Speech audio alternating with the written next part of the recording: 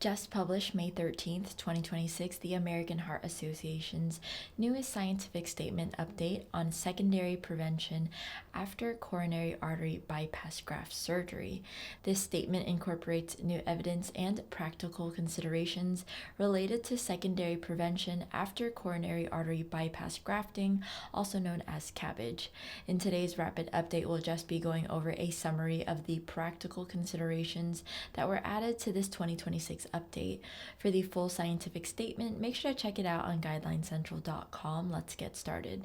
Starting with the section on practical considerations for antithrombotic therapy after CABG.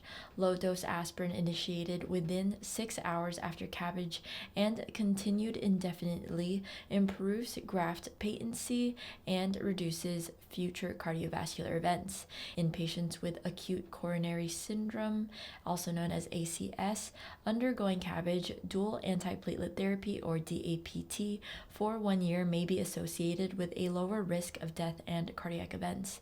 In patients with chronic coronary disease, routine DAPT is not indicated. Next, the section on practical considerations for lipid management after CABG. Treat to an LDL-C threshold of 55 milligrams per deciliter as an ideal target and to no higher than 70 milligrams per deciliter as an established target.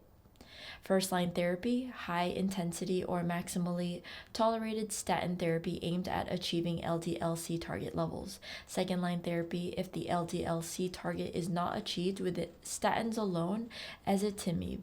Third-line therapy, if the combination of statin and ezetimibe still fails to achieve the target, PCSK9 inhibitor, or consider icosapent ethyl if the triglyceride level is between 135 milligrams per deciliter and 500 milligrams per deciliter.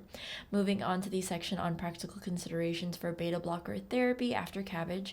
Preoperative, no evidence supports beta blocker administration within 24 hours before elective CABG in beta blocker naive patients. Perioperative, beta blockers are used to prevent atrial fibrillation or AF in high-risk patients. If already on beta blockers, perioperative continuation is associated with a reduction in AF. Long-term, cardioselective beta blockers after CABG are associated with lower rates of major adverse cardiovascular events or MACEs, but no reduction in mortality. Next, the section on practical consideration for antihypertensive therapy after CABG. Angiotensin converting enzyme or ACE inhibitors or angiotensin receptor blocker or ARBs are indicated for patients who have a clinical indication other than CABG.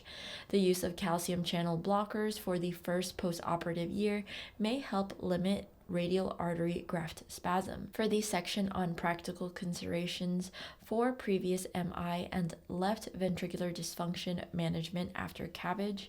In those with previous MI and persistent LVEF less than 40%, use of an angiotensin receptor neprilysin inhibitor or ARNI is considered first line. Device therapy, an implantable cardioverter defibrillator, is indicated for primary prevention of sudden cardiac death greater than or equal to 40 days after MI or greater than or equal to 90 days after revascularization in patients with LVEF less than 35% and with NYHA class 2 to 3 heart failure on GDMT, LVEF less than 30% on GDMT, and LVEF less than or equal to 40% and inducible sustained ventricular tachycardia or ventricular fibrillation. Moving on to the section on practical considerations for diabetes management after CABG.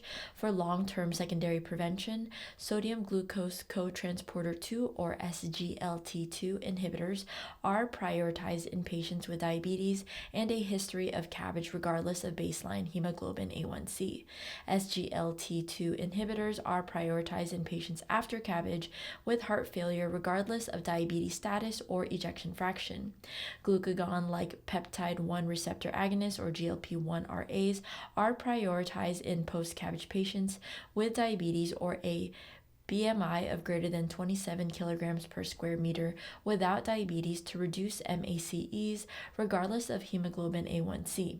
GLP-1 RAs are prioritized in people with diabetes and concomitant peripheral artery disease to improve functional outcomes and to prevent disease progression. For perioperative considerations, SGLT2 inhibitors should be avoided in people with type 1 diabetes.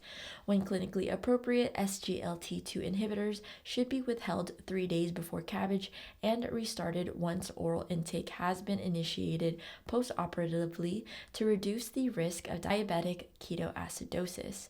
When clinically appropriate, once weekly GLP-1 RAs should be stopped 1 week before surgery, and oral GLP-1 RAs should be stopped 3 days before surgery and resumed when the patient is eating well and bowel motility is restored. Now, the section on practical considerations for smoking cessation after CABG. The cardiac surgeon should document smoking status, actively counsel on the importance of smoking cessation, and initiate smoking cessation support preoperatively.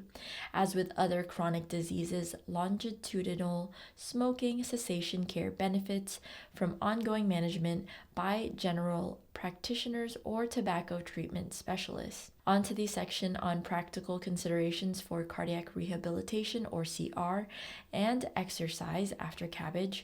All patients with chronic coronary artery disease or CAD and appropriate indications should be referred to CR programs within 4 weeks of discharge to improve outcomes.